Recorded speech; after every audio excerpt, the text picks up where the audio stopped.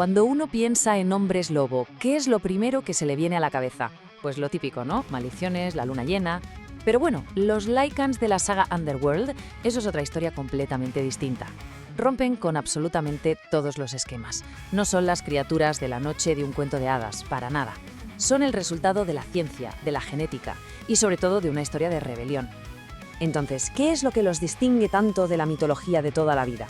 Pues la respuesta, la verdad, redefine por completo lo que significa ser un hombre lobo en este universo. Es una mezcla de terror y ciencia ficción, que es sencillamente fascinante. Explora ideas muy potentes sobre la naturaleza contra la crianza. Y aquí está la diferencia clave, el meollo de la cuestión. Hay que olvidarse de la magia y las maldiciones. Los Lycans son una especie transgénica, biológicamente inmortal. Su transformación, ojo, con el tiempo, no depende de la luna, sino de su propia voluntad. Es un cambio de paradigma total. Pasamos de la superstición a la biología. Y esto es súper importante, porque los convierte en un arma, en una clase social, no solo en un monstruo.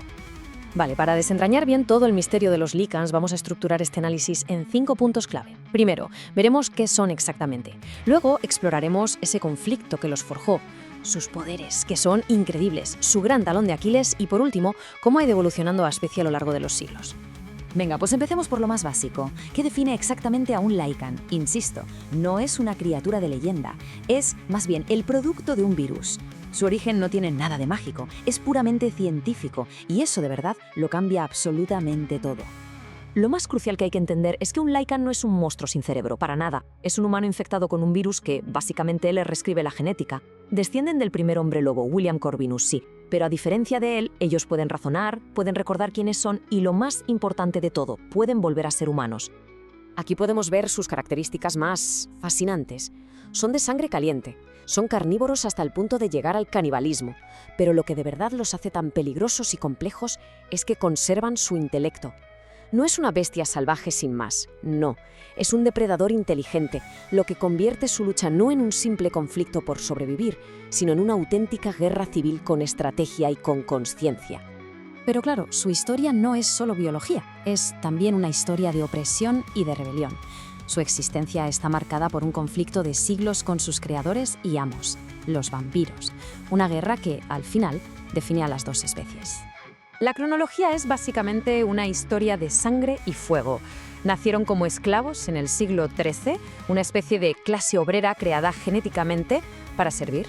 200 años después se levantaron en una rebelión que casi extermina a sus opresores. Y desde entonces, pues ha sido una guerra de desgaste total que ha llevado a las dos razas al borde de la extinción. Y como en todas las guerras, pues hay dos versiones de la historia. La oficial, la que cuentan los vampiros, es muy simple, una lucha justa de la civilización contra la barbarie. Una narrativa de nobles guerreros que contienen a unas bestias salvajes para proteger el orden. Pero, como suele pasar, la historia oficial rara vez es la verdadera. ¿La verdad? La verdad es mucho más trágica y personal. No fue una guerra por supervivencia o por ideología. Fue una chispa de amor en un mundo lleno de odio. Fue una guerra que empezó con un amor prohibido entre un esclavo Lycan y la hija de su amo, vampiro. Esta cita es que lo resume todo a la perfección. El origen de siglos de derramamiento de sangre no fue un acto de agresión Lycan, sino la venganza de un padre, del líder vampiro Víctor, que estaba consumido por el odio y el prejuicio racial. Una tragedia personal que acabó convirtiéndose en un genocidio y que sentó las bases de una lucha de clases que duraría para siempre. Pero a pesar de su origen tan trágico, no son víctimas indefensas, ni mucho menos. Los Lycans son unos depredadores formidables. Ahora vamos a desglosar el arsenal de habilidades que los convierten en una de las especies más peligrosas del planeta, sin duda. Su poder base ya es aterrador. Incluso en su forma humana, tienen una fuerza y una velocidad que se pueden comparar a las de un vampiro.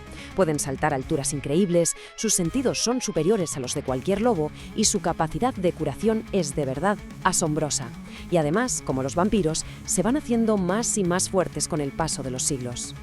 Pero su habilidad más extraña, y para mí la más fascinante, es la memoria por mordedura. Su mordisco no solo transmite la infección, sino también información. El virus actúa como si fuera un disco duro biológico, permitiendo que los recuerdos se transfieran de un Lycan a otro. Es como una especie de mente colmena a través de la sangre. Alucinante. Pero su mayor poder no es físico. es mental, el autocontrol. Un Lycan joven es un esclavo de la luna. Se transforma de forma dolorosa, incontrolable. Pero un Lycan anciano, uno experimentado, domina su naturaleza por completo. Puede transformarse en segundos, cuando quiera, convirtiendo su maldición en un arma táctica y, en el fondo, en un acto de puro libre albedrío. Pero claro, ningún ser es invencible. A pesar de su increíble poder, los Lycans tienen un talón de Aquiles, una alergia mortal que sus enemigos llevan siglos explotando. La plata. La plata es su veneno. El simple contacto con plata maciza les provoca quemaduras y un dolor extremo. Pero el arma definitiva son las balas de nitrato de plata, que están diseñadas para inyectar el metal directamente en sus venas, asegurando una muerte rápida y sobre todo agónica.